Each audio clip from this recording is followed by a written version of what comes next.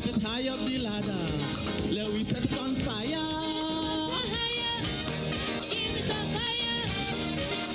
A little more calypso, forget the funk and the disco.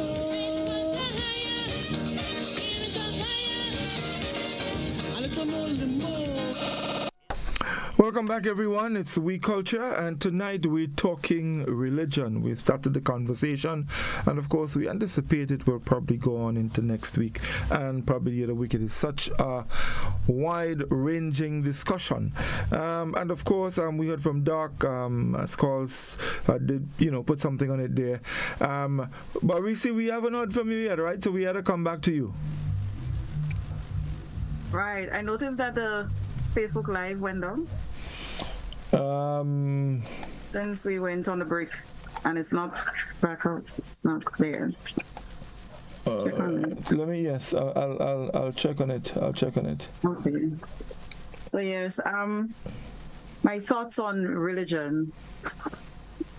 As everyone said before, religion in Grenada, we have a few denominations, but it's mostly Christianity that reigns in Grenada. I find that religion to be something that is meant to, for want of a better word, control people, to keep people on a certain path, certain belief system, norms, values, all of that. I also find it to be something that basically tells you that anything is fun is wrong. For some of them, anything that's fun, it's wrong, it's bad. And I might share that view for some things, but I don't think that I need to ascribe to a certain religion for me to know or believe or live my life in such a way that I consider some things wrong and that I should be on a particular path, whatever. So that's what I find about religion generally. I just find that religion is something that keeps people within a certain mindset, a certain level of control, and it creates division, because you find that we can't agree on a lot of things, and with that, like politics, religion creates a lot of argument and broken friendships. People not wanting their children to associate with others because they are heathens, and on the other side, you're probably considered pure.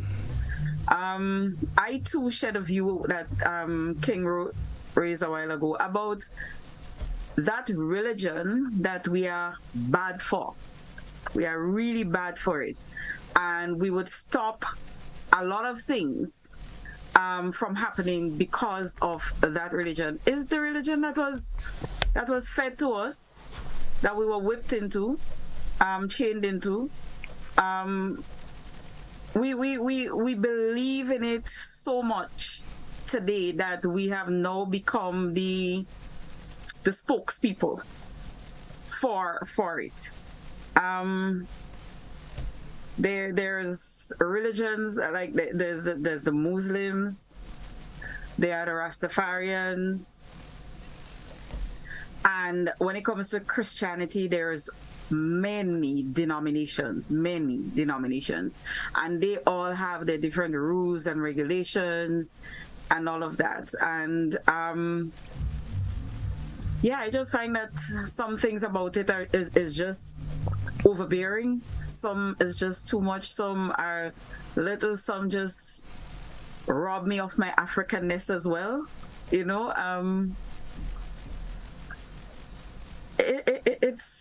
That's my view on it. So personally, I tend to stay away from religion and religious arguments and all of that. And I just believe that I am supposed to, just my conscience can tell me right from wrong. your conscience tickles you. Your conscience put you in that state where you second guess things.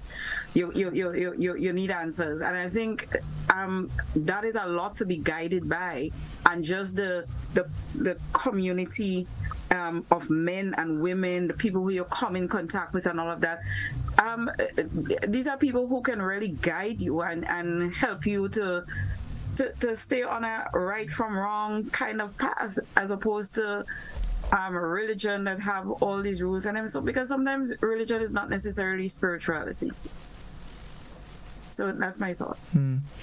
Doc, do you share scholars' view that the religion that we so as you say bad for is what was fed to us and not really, because he also made the point even before the 16th or 15th century, religion, for example, in the Caribbean existed. I mean, we even learned in school in history about the Caribs and the Arawaks and how they worshipped and what they believed in, and they had their own way of dealing with this kind of thing. So I mean, your take on scholars' point about what was fed to us. Yeah, probably before I go into that, he made a point that I want to say something about. When you see, because the dictionary definition is about the belief in a supreme being, but that definition by itself is extremely loaded. And last week I remember when we were discussing about heroes and martyrs, etc. We talk about definition and dictionary definition. But the dictionary definition is usually not a neutral, it's usually coming out from a special perspective. In the case of religion, when you talk about, I believe it's a European perspective, you believe in a supreme being. But there are religious beliefs now that does not hold on to that view about a supreme being. And there is no one supreme being, that the energy forces exist in nature. So you will find a closer example like to Hinduism. There is no supreme being. African spirituality, there is no basically that all-powerful, omnipotent supreme being. The native that we meet, like the Kalinagos, they believe in the energies of Mother Nature rather than there is a supreme being.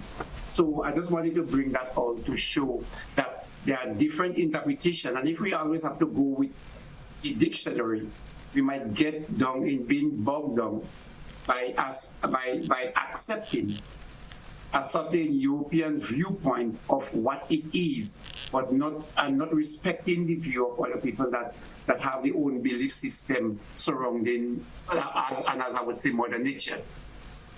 But the point about now coming to the question you're asking about, we adopt a belief system that is foreign to us, and now we're more bad for that system, for that religion, than the bringers.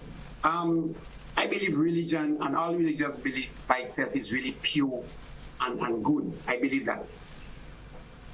But over the centuries, man and nations have added on their own various interpretations. The first Christian church was not on the European soil. The first Christian was either Ethiopia, I think it could have been Egypt or Ethiopia. The Orthodox and the Coptic. I cannot didn't prepare to know which one came first, but both of them went first and second. The Ethiopian Orthodox and the Egyptian Coptic Church. They were the first Christian church. Now, on the other hand, as time moved, it ended up being, I don't know if you recall the wars of the Crusade, and they moved on to Turkey and then Constantinople, and then they ended up moving to Rome, etc., etc. And so the movement came, and as the movement came with Christianity, so did what I call the cultural influences. So the influence of it came. So when the church reached a point where example like Christianity justified when the last assassin made the comment that, you can't kill the Native Americans, but, Africa has stronger people, etc. It was the church leading that charge to enslave our next group of people. It was the church then that condoned the fact that we are second-class citizens, and they supervise over the wars, they supervise over slavery. They, for matter of fact, they own slaves. But even we don't have to go back there. I remember growing up in Tivoli, and I was not really, but because of the school I went to, there were certain pews in the church. Godfrey, I don't know if you was aware, but there were certain pews in the church in the front seat that were reserved for the more well-to-do in society. So is man interjection into religion and our religion that change and allow a lot of the evil and immorality to creep in. But I believe the original concept, bit of Muslim Christianity, Hinduism, it doesn't matter, came about for us to have a relationship with the world and our neighbors in a very amicable and peaceful way, for us to live with peace, in peace. But it's man interjection, it's man that later on came, and nations use religion and turn it around in order to perpetuate the evil. So yes, I'm accepting what Father said, but actually went a little bit further to show how it is the interjection of man. But if you take most of the concept or the precept of the Bible, you would recognize that the Bible by itself is good. But when the Bible was tampered with during slavery, to have what you call the Bible of the slave, when a lot of verses, chapters, and books were removed because those books were scandalous, then it was man that was interplaying to change course of religion and interfere with religion and misinterpret it for their own good. Well, I mean, Doc, I'm a little confused? Yeah, because you see, how do you have religion without human beings? From the beginning, I mean, man created religion because man came up with their beliefs in whatever. I mean, in the case of Christianity, for example, Christianity specifically deals with people who follow Christ. All right, this is where it comes from. So and from there on, people had their own belief. They interpreted whatever was written in the Bible according to their own whims and fancies to suit their own purpose.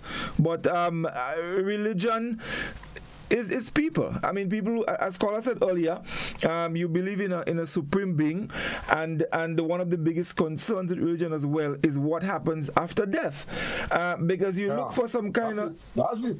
You look for some kind of solace, So if you behave good, then you would be part of a resurrection where you would have eternal life, and all of that. And you listen to a lot of the Christians, and they tell you that Christ is going to come, and Christ is coming, and Christ is coming, and so on and so forth. And you are yet to see. And when things happen, people refer to the Bible, and they sort of juxtapose what is happening now with what is written in the Bible, and so for me, I find religion very confusing. It is the most contradiction. It is not a contradiction. You start up Scholar there, find Scholar looking frozen. Yeah, skulls frozen. No, but I was saying here that it is confusing because, for example, with Christianity, and I want to stick with. No, it is confusing now, but what I said originally is not a contradiction. It's not confusing. I am saying originally, things start up with good intention. Example, we are going and we're going to be, having this nice time. Or let's say the Grenada Revolution. So the Grenada Revolution started up and everything was supposed to be nice and dandy and we shouldn't throw the guns on the people, etc. Later on is the input of man. So I was saying the original intention of religion is to have a peaceful coexistence with man, and all the religious groupings also, their intention also have a really amicable existence.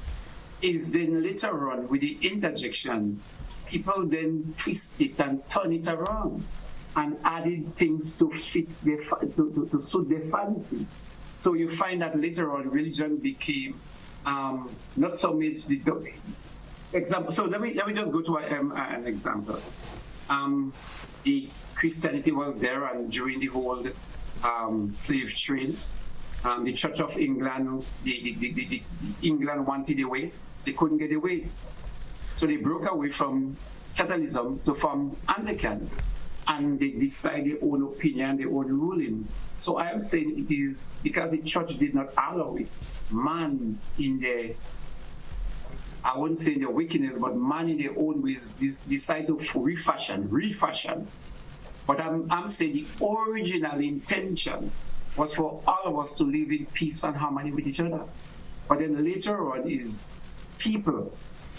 But you see, but here is the thing, Doc. And this is why I say it is confusing, because when would you place the birth of religion? During what period?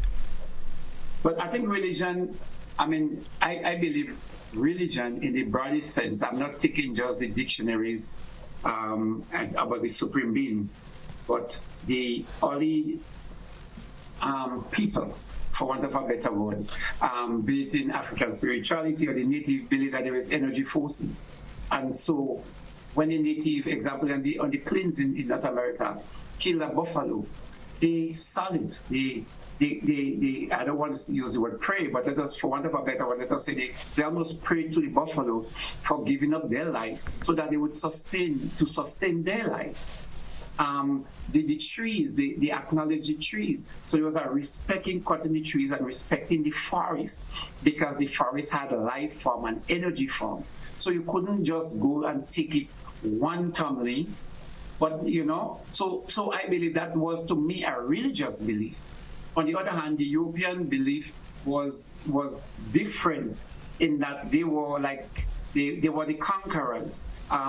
They had a special mission to subdue nature. So there was a kind of contradiction between what we would call the natural religious belief of the native people and African spiritualism that want to live holistically with the environment, unlike the European, whose whole concept of religion was to conquer and to subdue nature to their fancy, because they believe that man was elevated to a higher level than that of the animals or that of the plants, that of our living creatures. So when I mentioned earlier on about the clash, the main clash came in 1651. You had one group of people that had a religious belief that was different from, because remember, they made these people, they wanted away of them, they clothed them, etc. They clothed them, and then later on they were, they were axed, they were gunned down. But you see, but that's the thing. I think if you're talking religion, you cannot separate, because a major part of that, a significant part of that, has to do with the Bible. Now, if you're talking about conflict and all of that, because even in the case of Christianity, and we already established that Christianity, its foundation is in the belief in Christ, but religion existed long before that, even prior. Remember, even in the days when Moses had to take people out of Egypt, when Pharaoh believed in all kind of statue and all kind of funny thing. Remember, according to the Bible, Aaron made a golden calf for the people in the desert. And this is way before Christ came around. And I'm saying that from the birth of religion, there was conflict. And we can go all the way back to what is in the Bible, from the very first conflict between man and the beast. And from there on, the conflict continued, even days of Noah. When they talk about the flood and all this kind of thing, and then people decide, you know what, flood coming, we go fix that. They decide to build a tower to reach the sky so they could climb up, and all kind of things. So I'm saying that there was conflict from the beginning, and this is why I say that religion to me is very confusing, because, and I want to, you give me Christianity, so I kind of walk in with that. In this case, right, you are suppose your focus is on the Christ or on the Supreme Being, God Almighty, all right? But Even so, and let's fast forward a bit, every or almost every religious organization believe in the same God, you know. But everyone tries to portray themselves as being the right one and the other one being the wrong. Religion cannot be a good thing. Can be a good thing. Can be a good thing. Scholar, his computer started updating on him, so he'll be back in a little while with us. So, Reece, I don't know if you with me on that, but I would like to hear your views. I am certainly with you on that, and you're absolutely right. I mean, up to today, it creates conflict. I mean, look at what is happening in the different parts of the world right now. It's religion again. It's religion at its best, you know. I am totally in agreement. So I am asking the question: is religion necessary? Has religion contributed to how we are today in such a positive way that it is something to maintain and hold fast to? And secondary, are the more contemporary religions, are they the ones to really look towards? Because we are seeing that the older ones, it's a lot of confusion, and the numbers dwindle. The numbers have been dwindling. So what is happening here? Is it the contemporary religions are making inroads, or is it that people are seeing that religion has created so much conflict that they do not want to associate with religions? Well, I mean, let's just, what is trending in the world today now? I mean, anywhere you look Israel and this war in Gaza. What is the source of it? What is the source of it? I mean, and that's the point. It from its birth, religion and belief, what people believe in, and how they see their supreme being and what they hold on to. I mean, it is the source of the most confusion in the world, as far as I see. But Godfrey, in case you thought that I was disagreeing with you, I'm really not disagreeing with religion. Has been a very confusing, very controlling, and I think that's the word we see you. Mm-hmm. And I would go further. I believe religion is the source, particularly Christianity, of the major crimes and killings that have taken place over the last maybe 400 years. Let me qualify that. The greatest crime that have been created for us as Black people has been the fact that Christianity has perpetuated an image of Jesus as a white guy. Most people may not look at that as a criminal act, but what it did, it led to the very foundation of what caused the apartheid system in South Africa. It qualified and sanctified and ratified and whatsoever other file you can get, slavery.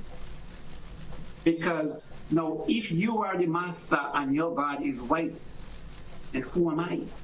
So when I adopted and started believing in that photo as my God, it dehumanized me. It made me immediately, the children that goes to the so-called Christian church, particularly Catholicism, and on the images in the Tivoli church, you have 22 white images being bombarded. Those children are being bombarded by that.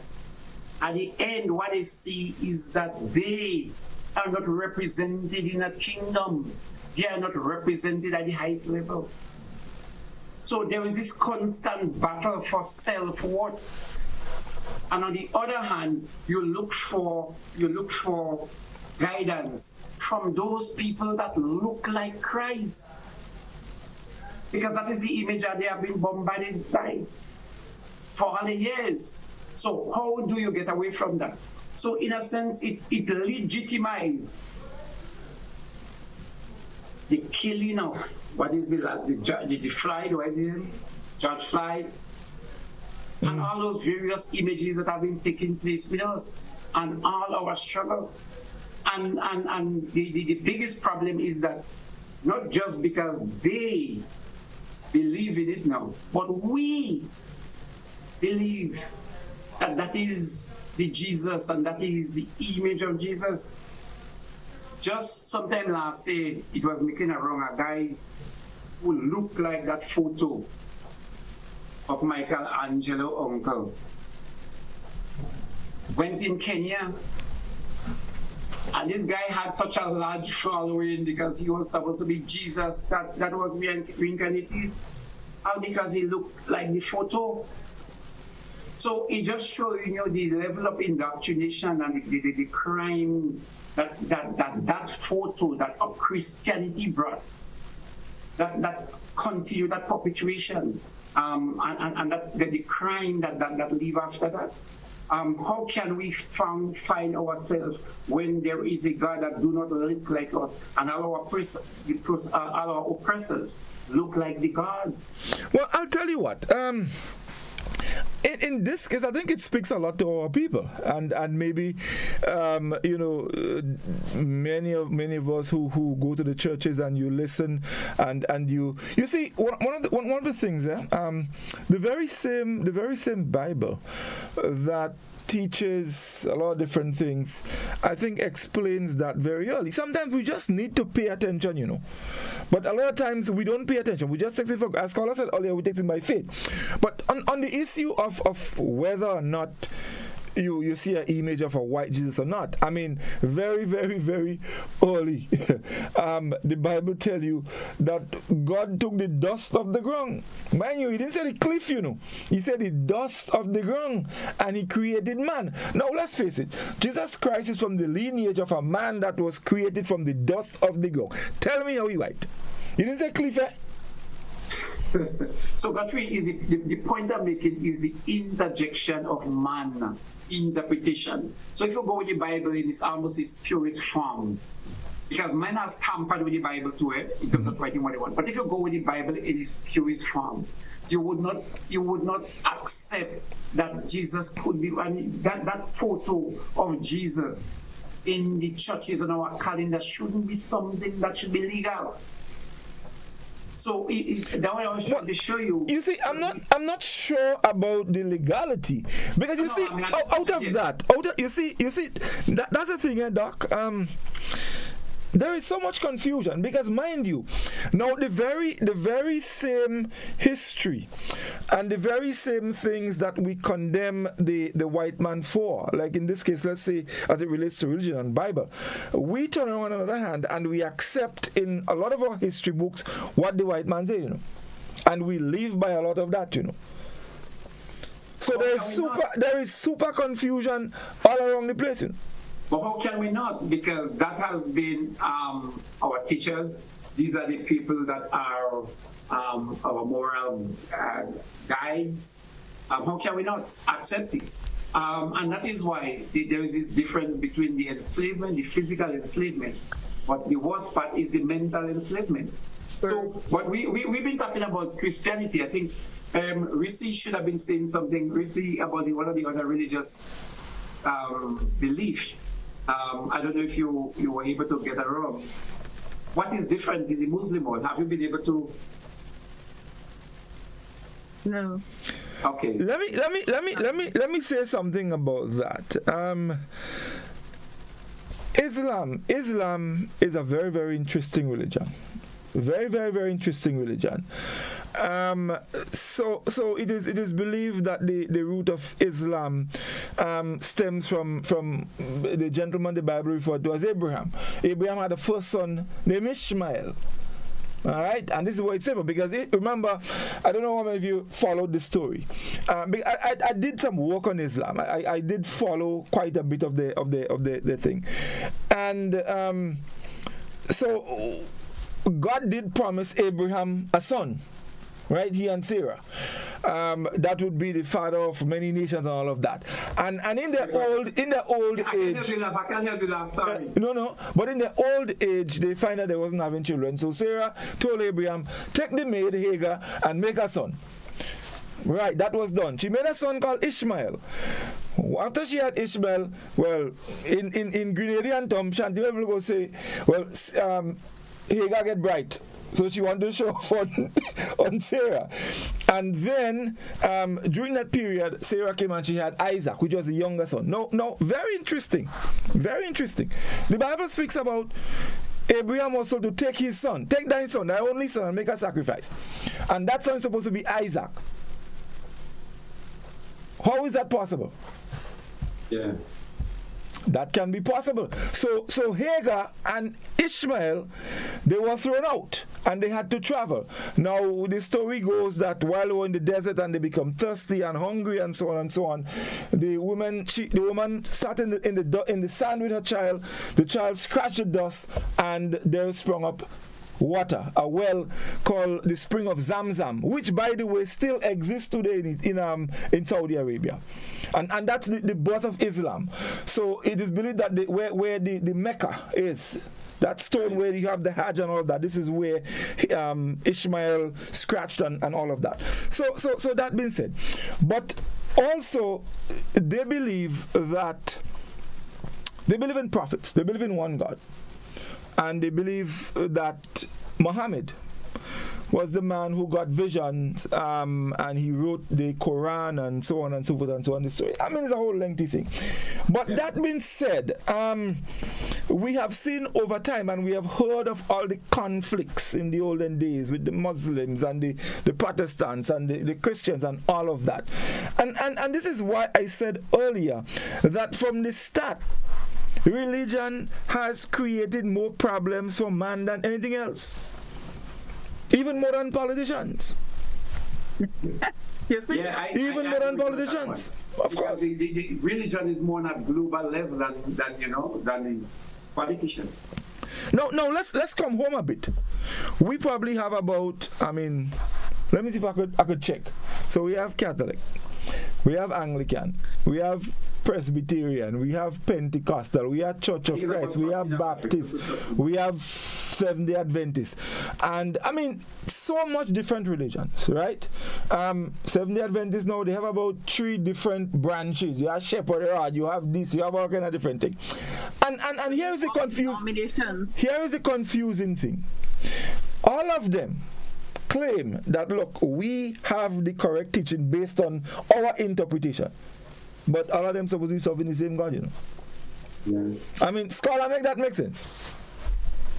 Me? Yeah, you. Yeah. You and Daka is a biblical man. You and Daka very churchy calling. Daka are big time 70. Yeah. You all are big time something else.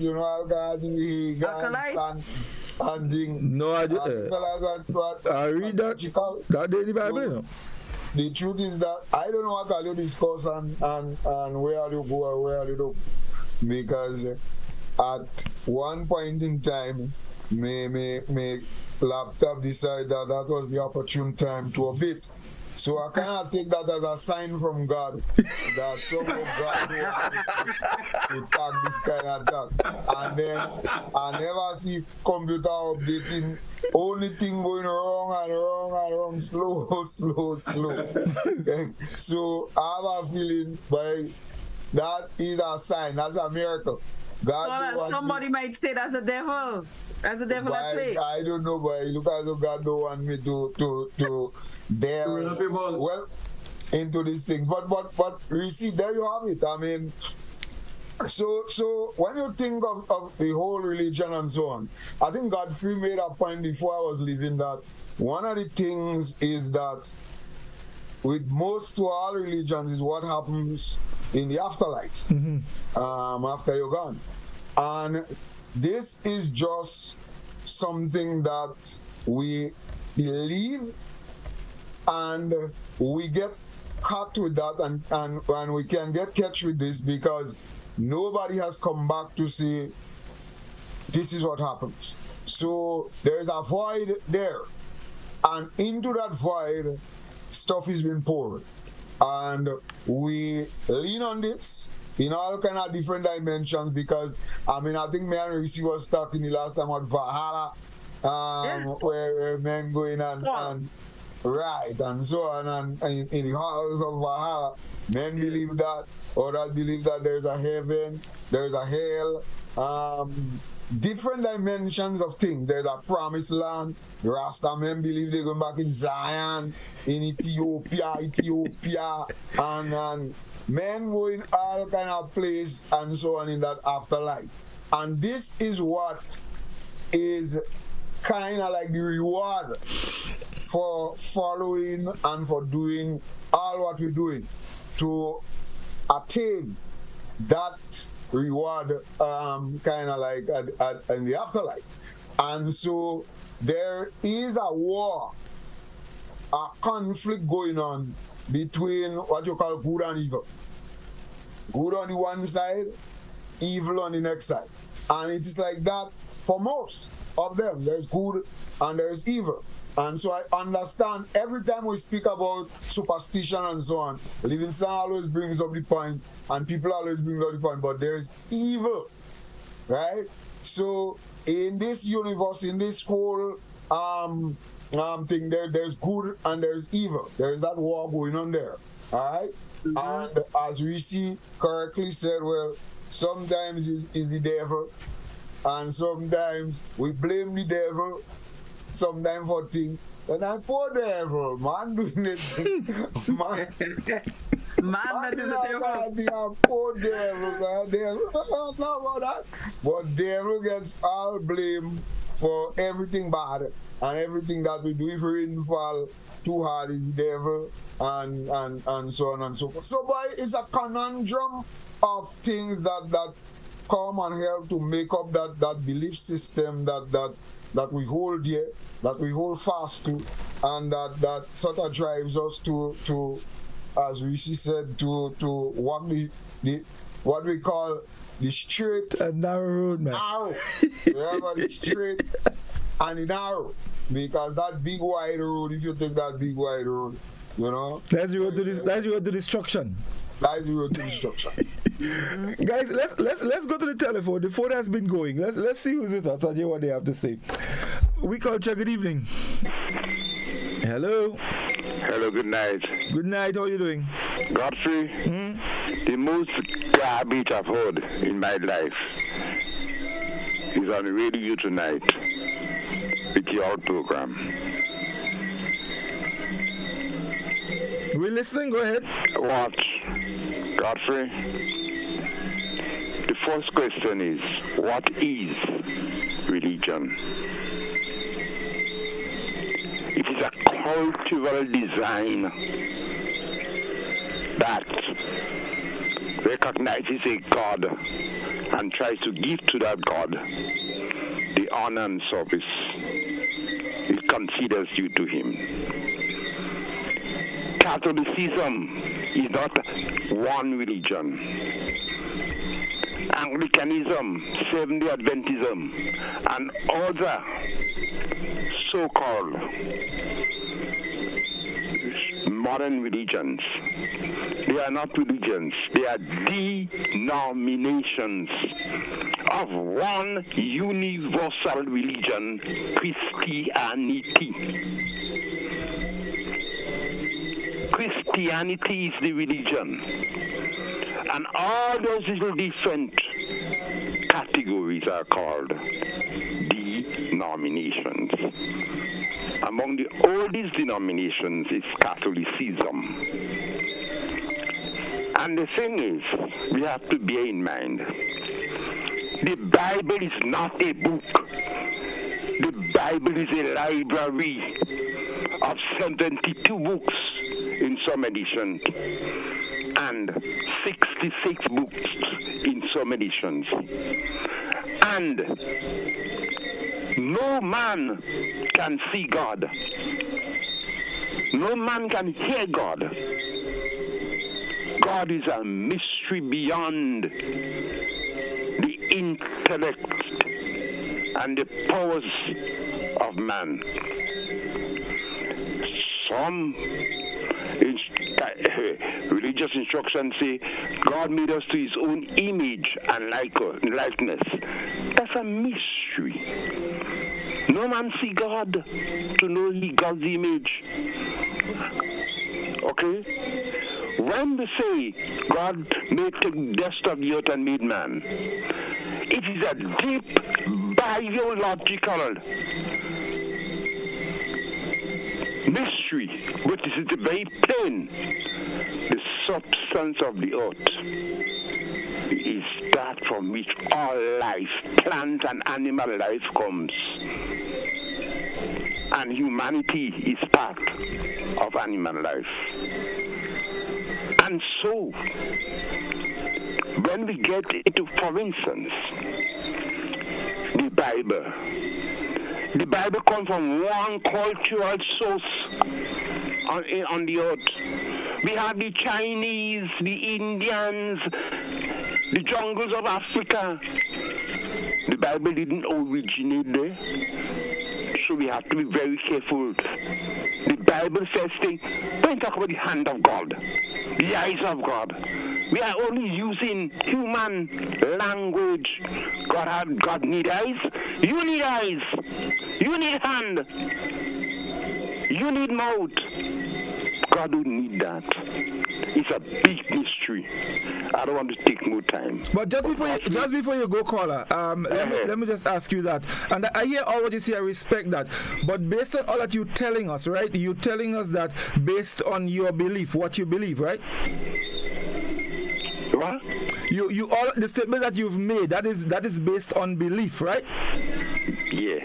Right. Okay. I got you. Beliefs. Because to my mind, Godfrey, I spent 6 months, started studying for the priesthood and I left. And I come to understand God is more a mystery than man could ever imagine. It's more a mystery than a man could ever imagine. For instance, a simple term, world without end, amen. Earth is only an infinitesimal part of the solar system. How many solar systems are there? How many galaxies are there? How many Andromedas are there? Space and matter. Where does it begin? Where does it end? The mystery of God is too much. And sometimes I keep myself cool. But I believe there is a God. So, right. So, beyond that, right. I try to avoid because I feel that would get me crazy. But all those preachers talking stupidness about God this and God this and God rested. A donkey could rest because he's tired. You could rest, Godfrey, because you're tired. Because you are finite. You are just kingdom. But caller, hold on, caller, hold on. But isn't it the Bible that said God rested? What is the Bible? Who wrote the Bible? Well, okay, but caller, if you're gonna ask, the Bible, who wrote the Bible? Caller, hold on. From a particular culture. Okay, thank you. Right. Okay. All right, guys. That's precisely what you will get. That's precisely what you will get. We are in this part of the world. I think that is why I believe it was important for us to look at the other religion and religious belief. But because we are in this side of the world and we are heavily influenced by Christianity, almost anything we say, it seems like we're challenging just Christianity and not just religious and religious beliefs that affect us. So we so that is one part, but we also have the Muslims. We have Hinduism that came to us as a during indented system. We had African spirituality that came during slavery, which is different from Christianity. And of course, later on, Rastafarianism. Anyway, got to remember we should take a few more calls. Reece, let's see. We should have some Facebook comments. Let's take a couple of, then we go back to the telephone shortly. Yeah.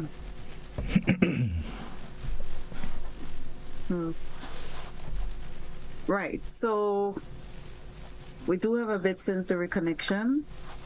Lenora is saying, oh, sorry, she's getting notifications of the program for the past couple of Fridays. Okay. Now, Antonio is saying, how Scholar look like he is in the cold? I think Scholar in Boston. I saw him hanging out with Kim Jones and Junior. So, Scholar, are you going to be on a flight from Boston to MBIA? And with the new JetBlue negotiation? Wants to know that. Says, well, I don't believe in religion. It's a way to keep poor people broke, or for a better word from Dr. Mitchell Club, poor and vulnerable. And he also said, I used to follow a religion in a mega church with a prosperity pastor. Giving my tithes and offering religiously, never missed out a week. And recently I heard the pastor saying that his teachings was not line up with what the Bible said. I was hurt and felt that he would return all the monies we the believers gave to that mega church. Even in winter I was there.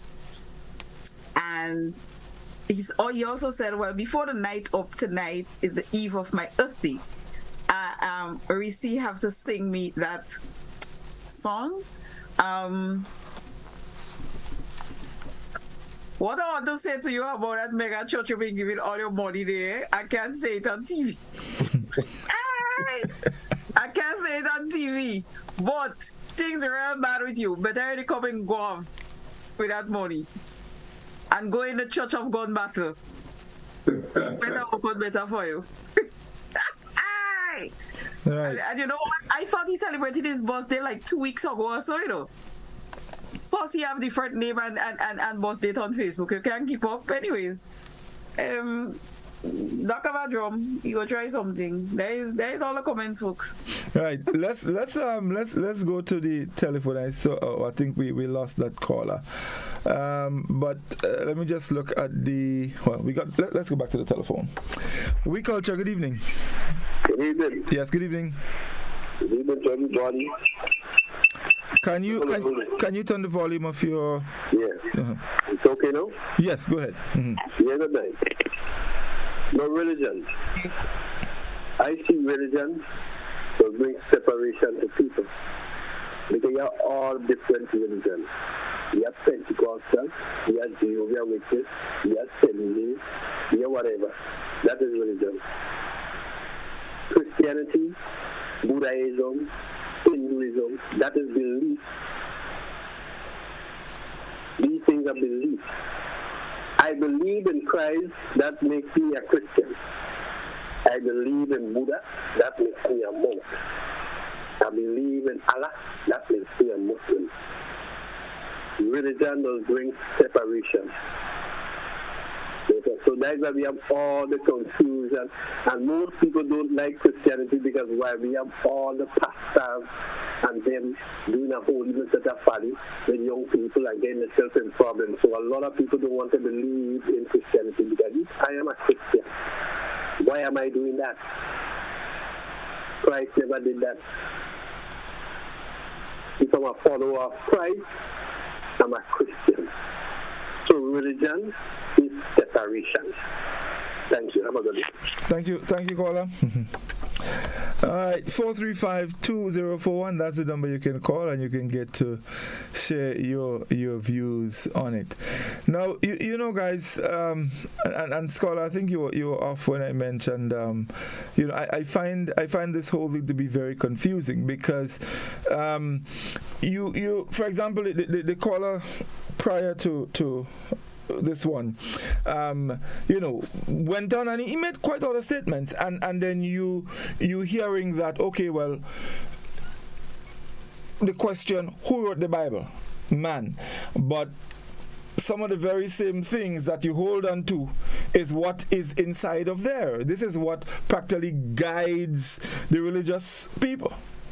So I don't understand it. It's very, very, very confusing for me, So I don't know what you guys your take. Scholars, I know you haven't said anything in a bit. No, well, not saying anything in a bit. I haven't been there in a bit. I mean, so I don't even know where this land and where it is, but that's the honest truth, and that is what it's a mystifying thing. Not only that, but men reading that same Bible, and they're reading the same words, the exact words, but the words mean something totally different for each of them. Mm-hmm. All right? You have men who are not learned. How can a man what do pass no way in school? But when you see that men start to interpret Bible and things for you, you don't even know what this thing is, because mind you, the Bible writes in a kind of way, with some kind of thing like Shakespeare and them. What you have to realify, because and sometimes something you take literal, sometimes some things you don't take literal, and how you knowing what to take literal and what not to take literal. I mean, then what is symbolical and what is prophetical? What is symbolic? Sometimes blood is blood, but sometimes blood is not blood. Sometimes wine is wine and wine is not wine. Wine is blood. Wine is blood sometimes. Something like play with people. No, it's true. No, it is. That's exactly how it is. And so it is in the interpretation of the words, because I think somewhere, I think Amandi right, he said the devil could put scriptures to suit the purpose. Mm-hmm. The devil could back up whatever you want to back up with scriptures, and analyze it and tear it apart. You see, so by this is what makes it, and I've always said it, Godfrey, and I wouldn't hold back on this. When you read the Bible with Christ and whatever, and how Christ lived his life and so on, it's in stark contrast to a lot of the churchical people that we see today. But of course, I mean, it's in stark contrast. You see, Christ was a man of little means, born in a stable. You know nothing. You never hear us say Christ had land, Christ had house, Christ going all about where he take a rest, he get a rest. He did all about the ground boat, he did way and way and way and way. But men that is big time men now following the teachings of Christ. And them in all kind of suit and all kind of thing and plane, and you have to give them money, and which is a far departure from this, right? And the truth be told, when you look at sometimes the real biblical men and how they live their lives and so on, I believe fully that if Christ was to make a next coming that the Bible didn't speak about, Christ might something, things don't go in bright, so Christ make a comeback. Come and see what's going on. Come and see what's going on. Come and see what's going on. These same biblical men, just as the Bible spoke of when Christ came, these same biblical men, they crucified him again. But of course, they're crucifying him again, because what he stands for and who he go move with, and when you think about fisherman and you know, I always just tell people, when people tell me thing about Kaiso and whatnot, I just tell them, when I read the Bible, Christ I know from the Bible would have been Kaiso temple. And is Godfrey coming back in too? And you didn't go up by the bay. You didn't go up by the bay. And then the people who go into church and so on, and they straight jacket and so on, go watch him and watch him bad, and what are you doing there? So come with us and in church and so on. So it's always why I don't know. You know, and you get the feeling that you follow thing, and men don't say it is not your works. But as I say that too, the works don't give you nothing. But it is about your sometimes salvation and what and what. So once you have that, you could do what you want. The works don't really count and so on. And sometimes you struggle to figure out, because to me, you have a lot of genuine men. Men who will give you the skin from the back. But then in church, And a lot of people have got huge percentage of people are going to church. They ain't nothing. So but they're taking from you. But but you made the point earlier. They're taking from you. Look at some of the followers. When you look at some of these pastors and preachers you see on television preaching and supposedly healing people, and when you before your hand reach close to them, they fall down and they're beating up like fall. I mean, let's compare them. Look at the people who they take money from. You understand? Look at the people who take money from. Here you have one church now where they send a letter asking the members to donate. In fact, they had what? Pastors Week. They had to donate. The members had to donate for the pastor and his wife to go in hotel. You know. You know what I'm telling you? And you have, and you know that's another thing I don't understand with some. When people go and you ask them to you make your collection or your tithes and offering or whatever else call it. I've never understood why is it that these monies has to go to an organization or a mission or a conference or wherever, or in Rome or wherever, rather than within the communities to help the people who are in need. Because they seem to forget sometimes that the very same Bible they teach from tell you that when something with Christ in the book of Matthew, he said, when I was hungry, you didn't feed me. When I was naked, you didn't clothe me. When I was sheltered, you didn't give me shelter. But yet still, the people who need the food and who need the clothes and who need the shelter, they are the ones who are still expected to give. For this big fella, they having the color of the car, the same color with the shoe, same color with the tie, same color with the jacket, everything. You know, one of the things I find, I really find really missing, and maybe a mismatch, is that the Christ you read about in the Bible, apart from being humble, he put his life, he risked his life to stand up for what he believed to be righteousness, justice. He spoke about the wrong things that was happening in society. He went in the gambling house and he threw down the table, not in my father's place. In the temple. The temple, right? So he was the man that was, he did all that. And his life should have been an example to those now that are coming as missionaries to preach the word. I find the more society transgress and deviates from the teaching of the Bible, the more quiet the pastors and them are becoming. They don't speak about things, they don't want to ruffle, they don't want to shake up, they don't want to displease the status quo. For matter of fact, they want to sit in bed with the Prime Minister. They want to dine on the same table. They want to drink from the same cup. They want to be invited, and get all the various concessions and sit on the various committees, etc. Because they are friends. They want to be friends with those in high places. And I find that such a contradiction.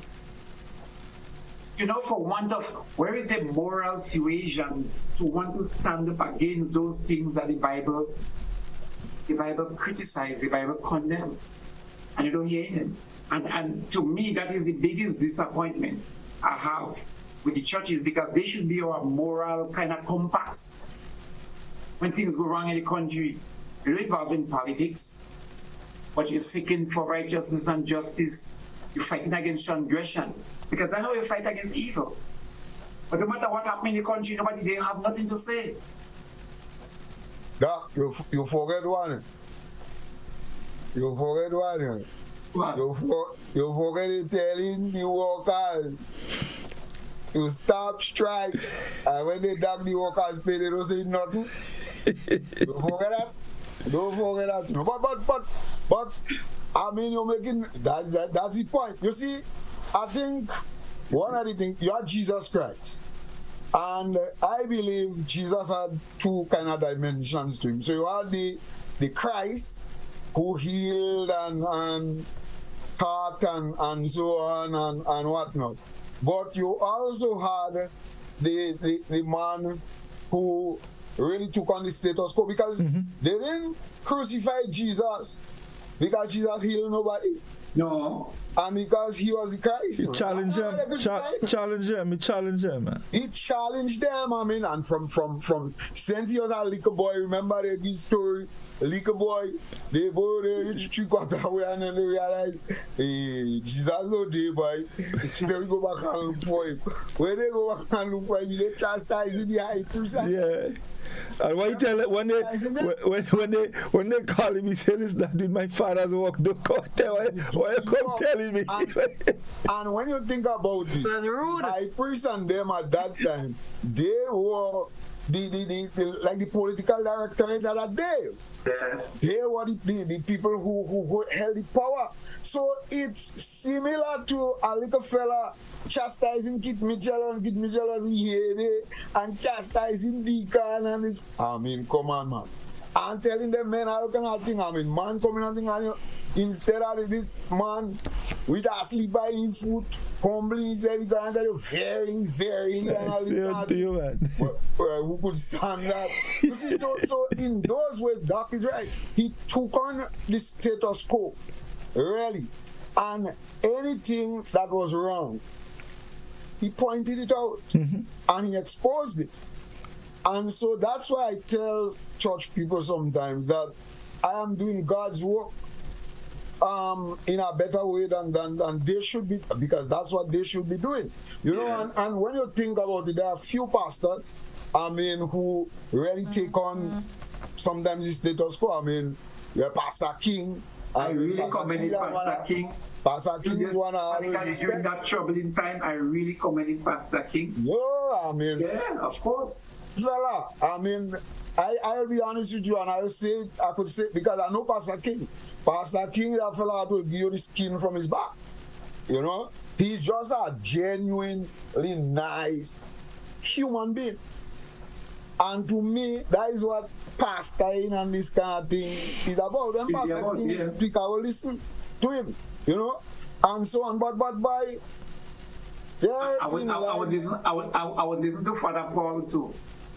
Well, Father Paul is out there, so because, I mean, I believe that he also challenges status quo in the status quo.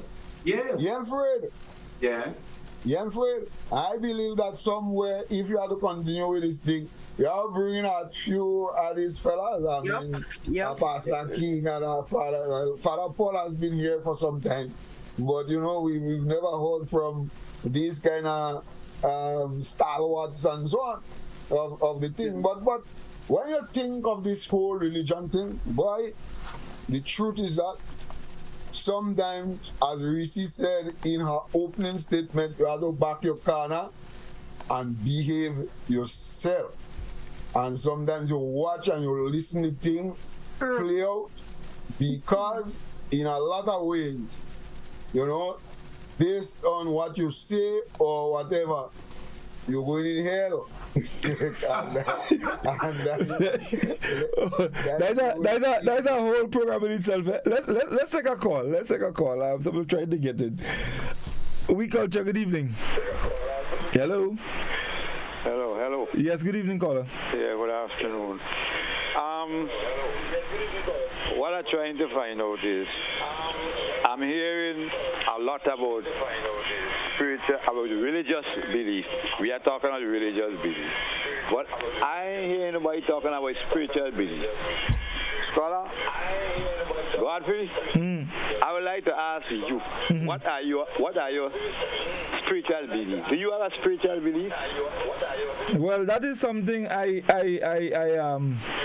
think it's personal, and I'd rather keep to myself. I mean, what I believe in, I'm not sure it might upset people. So let me keep that to myself. I think you should be more concerned about your spiritual belief rather than mine. But you're talking Christianity. You're talking about it. Yeah, but that's a general. Yeah, but it's a general discussion, not personal. Well, you see, the whole thing is, you talk about religion. And the whole problem about religion, this one believe in this and this one believe in that, and they're fighting against each other and them kind of things. No, the problem is, if anybody is spiritual, if you have 10 churches and they have the same spiritual belief, they won't have no problem. You know? They won't fight, because whatever I believe in spiritually, they would believe in the same thing. So one day, this church and that church in Bacchanal, there's a problem. I don't have a religious belief. I don't need to go to church. But I could afford to go in any church and hear what I have to say. You see? I would take what is good for me, that God gave me the knowledge to take. And I would leave the rest. And this is what it is. When you are spiritual, God tell you what to believe. You communicate with God. But when you are not spiritual, if you're not spiritual, you can't believe in God's word. And this is the whole thing. Good night. Have a good night. All right. Thank you. I mean, spirituality is one thing. I think there may be a difference between spirituality and religious belief. I think spirituality leans more to, someone, the relationship between the supreme, whatever they believe is the supreme being and themselves, as against religious belief. Religious belief, as the caller said earlier,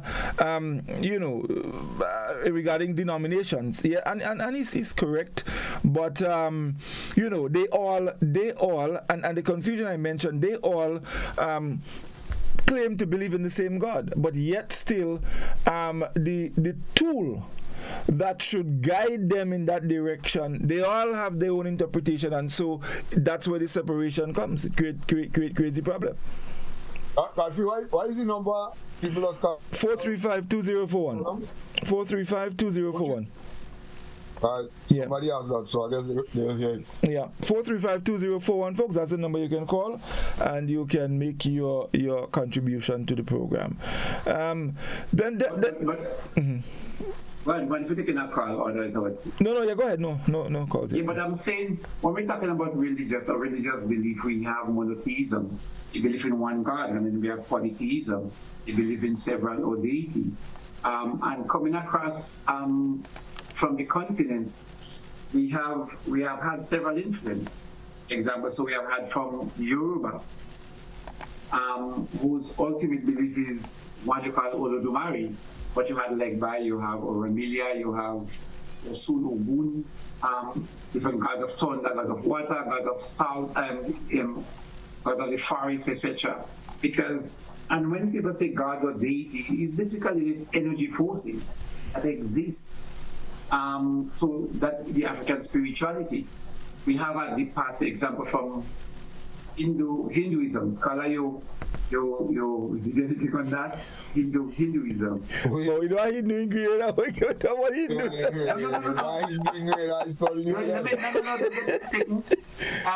During independence, a lot of the people that came were Hindus, but the Hindus have no significant, like they don't have a prophet, they don't have. But and so what about Krishna? They believe in Krishna? Vishnu. Yeah. But these are vessels, but these are not you don't really worship them. But they believe in the diverse energy, that energy exists everywhere. They believe in peace. Most of them are vegetarians because what they believe in is that one, they don't believe in going and trying to convert anybody, and they believe that life of animals is very important. So sometimes they revert the cattle or the cow. Not that if you have 6 acres of land and cocoa alone and you have 1 fig tree, you don't have fig.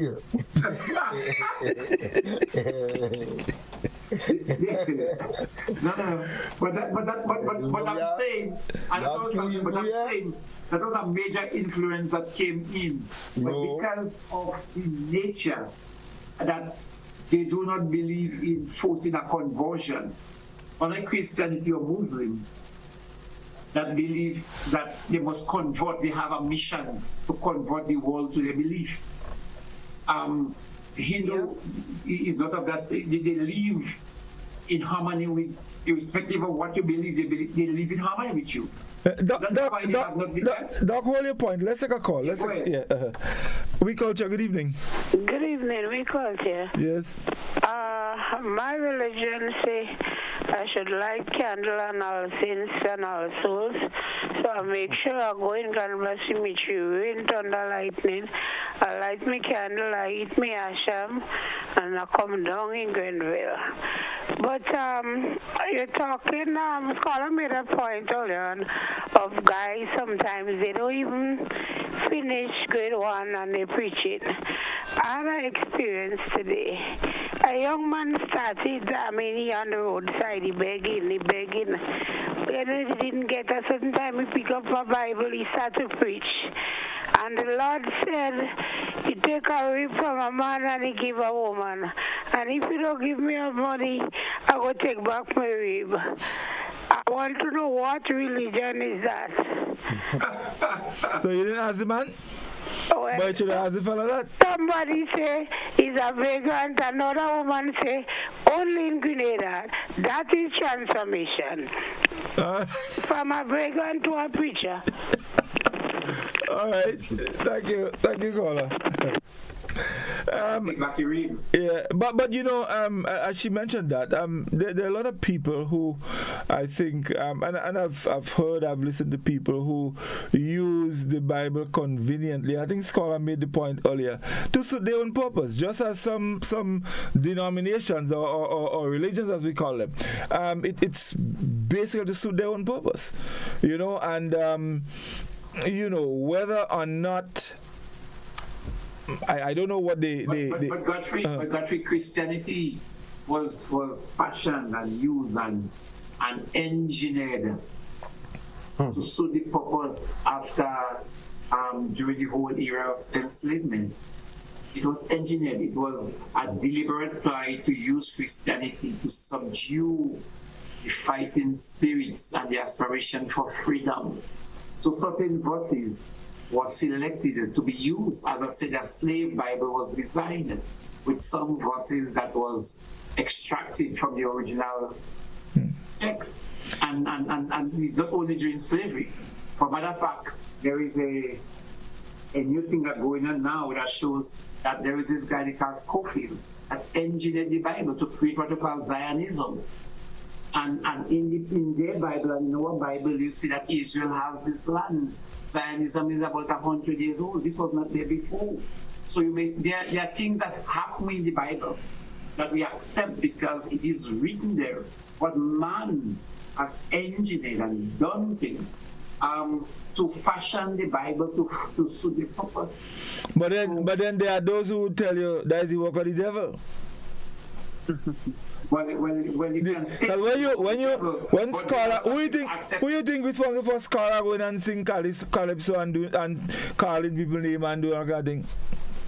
I don't know, but that is of the devil. But then again, Godfrey, some people, because it is in the Bible, it is the truth. But what does the same Bible speak when the Bible speak of evil and the devil? But according to the Bible, the creation of evil, the birth of evil is where? Who created evil? Who created evil? Where evil come from? You don't educate me on that. Oh.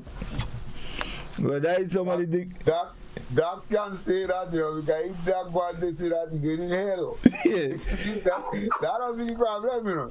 So man can really speak the mind on this thing on them, because if you go and say this thing on them, but you're going in hell. I believe tonight we have been quite vocal and knowing of the society, knowing that it's of the society that we live in. I believe that program can come in for some serious bashing. So, that is nothing. Well, and Mr. Marshall say we talking or Mr. Marshall say we talking again. That the most nonsense. That's ever here. No, but you see, The good thing is that Mr. Marshall is talking about me regarding the you're talking about you. You see, here is the confusion. But let's take a call before we go to that. We Culture, good evening. Good night, ladies and gentlemen. Good night. Yes, good evening. Now, all power we sit and have on earth belongs to the Creator, you know. All sit on power, God give him that power. God is the master of the power still. Religion so far is like a business in any case in the world, you know. Religion is a business. You know, the people will go and study psychology and come back and deal with human beings, you know. So religion is a business, and all power they will have belongs to the Creator. This night, this weekend. All right. Okay. Maybe something that is emerging is that we're living in a very confusing time. Because time has been confusing forever. Everybody have their own interpretation of what it is to be religious. What is Christianity? You see, one of the biggest problems I have is to hear so-called Christians condemning other Christians. So, like the last time when Scholar, what is the lady pastor name again? Pastor Chair. Right. I mean, I heard a number of different religious people come out and make statements about her. Who gives them that right? Where they get that right? Why do they think that they have God-given rights and she don't have? Because she's doing something different from what they're doing? We were asking that. Well, cheer about you. You want us to set a black cloud again? Let's go to the telephone. Let's go to the telephone. We Culture, good evening. Hello. I am just listening to the topic on We Culture, and it's very interesting, and I want to make a few remarks. Sure. Well, the first thing, the topic is religion. Religion to me is an overall meaning of life. And who created life? It is God. And He, in the Bible, says the good things that He has done. I think many people made that remark about He died for us, and He's always one to help the poor. And that is how we got to live, if we believe in what we've read. So this is my take on all this religion. It's very interesting. So that's all I have to say. Bye-bye. Thank you very much, caller. Guys, I don't know if you all realize, but now it's 10 o'clock. You see how the caller just... Take some comments. Yes, we need to. The conversation is very interesting, but God created life, again, from her Christian position and Christian viewpoint. That is how, because of the society, that is her interpretation of religion. But the caller did not recognize what she is talking about, her belief in Christianity, because there are other belief systems. And if we're talking about religion, we have to acknowledge that there are Muslims, there are Hindu, who do not believe in one God, there are African spiritualism, and there are other types of religious belief that does not always accept that they believe in one supreme being. So yes, that is because of where we are. Christianity doctrine seems to be the dominant doctrine, but religion is more than just our Christian belief. Let's take a final call and then we'll take some comments before we wrap. Well, we lost that call. So let's get some comments, the final set of comments, and then. Okay. So we have quite a bit here. Well, I would just like to read that Monet is saying special good night. My lost friends, Reece, Livingston, Godfrey, and Scholar. It's a long time, but always looked at rerun on my midnight break. That's good to know.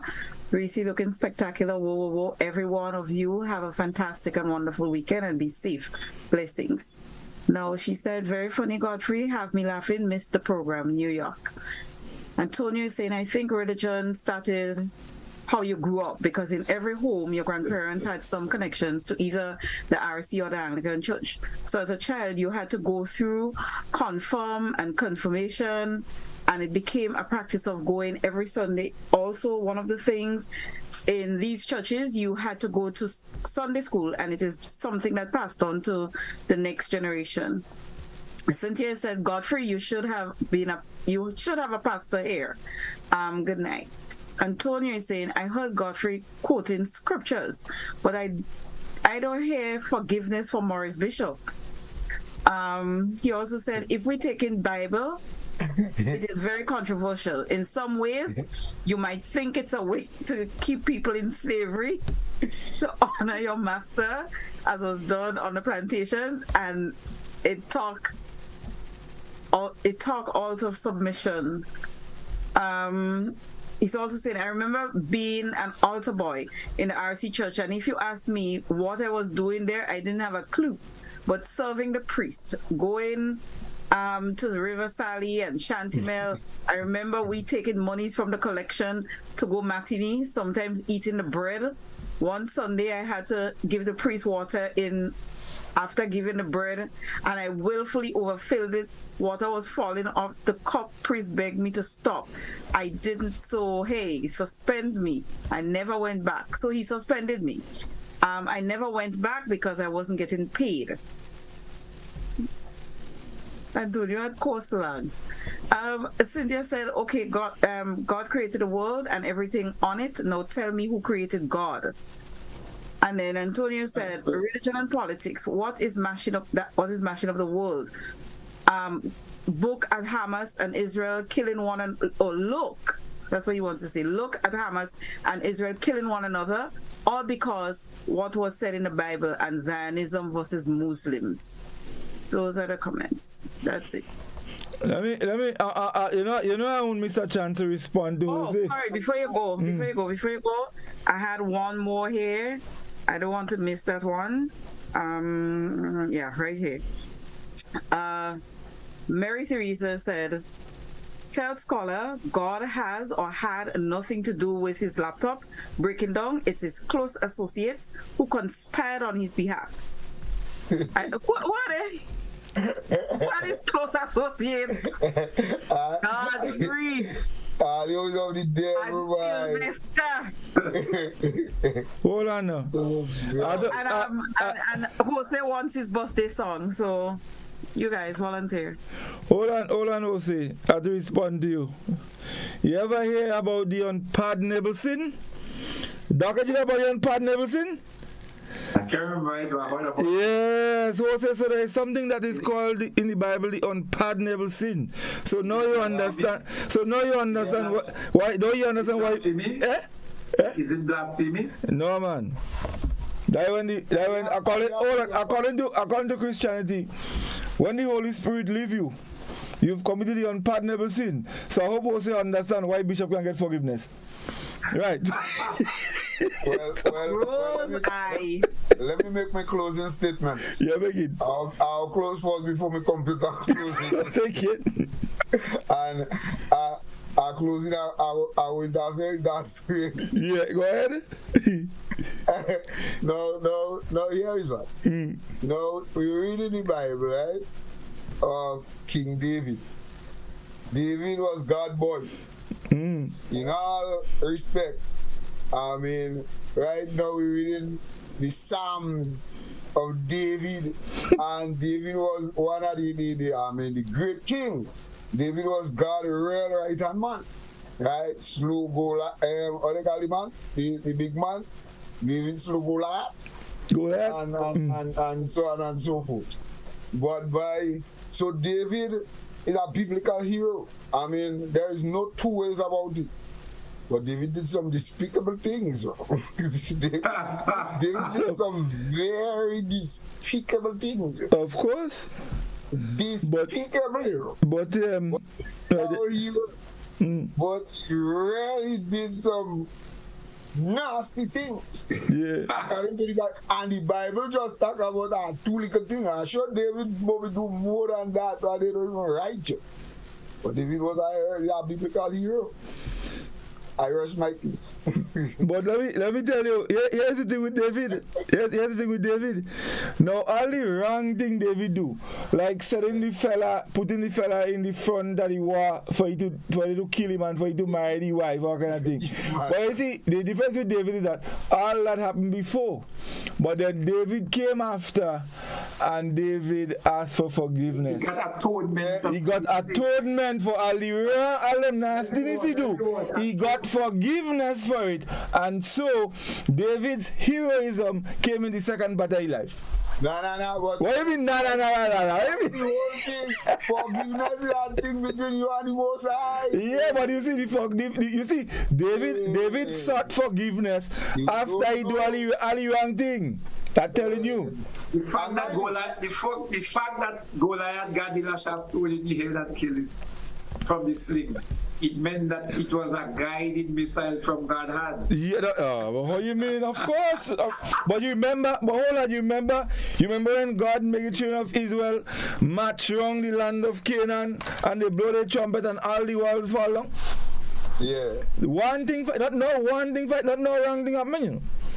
But and that is to tell you that God doesn't help people if they don't help themselves. Well, of course not. So, you know, see a man coming and talk about them living you up to God, all in fullness of time. And the little thing what man could do for himself, they're waiting for God to do it too. Based on yes. I mean, we have to continue because we have to continue because I think we need to delve a little deeper into the word, and because the word is what guides out of the various beliefs, you know. So we will continue next week. So Doc, your closing comments quickly, and then we go to Reece and then we wrap. Godfrey, let me recommend. We are closing comments. We'll leave the closing comments for next. I had no problem with that. So, folks, that's all the time we have. That's all the time we have. So, everybody a great weekend. Yes, indeed. I go back and make a little glance. You probably have a little Bible, a little shelf, do something, brush it down, and read that two little thing for next week. One thing. I just really want to know what it is to be a conform. What is the significance of being Christian? Those kind of things. I'm just thinking about that lead into next week. When you christen a child, when you conform a child, when we wash with foot or feet in Adventist, what does that mean? Those kind of things. When you sprinkle holy water. Man, there's a program. There's a program. I just lead it into it so people could. All right. Okay, thank you guys, folks. Thank you very much for your contribution. We're looking forward to next Friday for another program. We continue on the topic of religion. Skulls, you could probably link up with Pastor King to join us. He might be able to shed some light on some things. I know. I'm certain he'd be happy to join us. Godfrey. I didn't brag, man. So because that's you on the program tonight? I didn't brag. You didn't brag. So that you get brag. Anyway, folks, have a good night. I probably said it about 3 times already. All the best. Take good care. And next week, Friday, we continue. All the best. Right.